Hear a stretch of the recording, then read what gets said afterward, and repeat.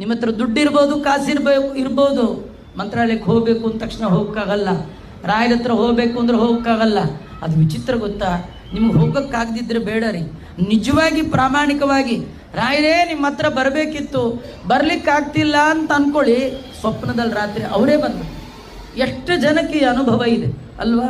ಹೇಗೆ ಕರುವಿನ ಬಳಿ ಹಸು ಧಾವಿಸಿ ಬರುತ್ತೆ ಕರುವಿನ ಮೇಲೆ ಪ್ರೀತಿಯಿಂದ, ಹಾಗೆ ನಾವು ರಾಯರಿಗೆ ಕರುವಿನಂತೆ, ಸಣ್ಣ ಮಗುವಿನಂತೆ ನಾವು ದೇವರ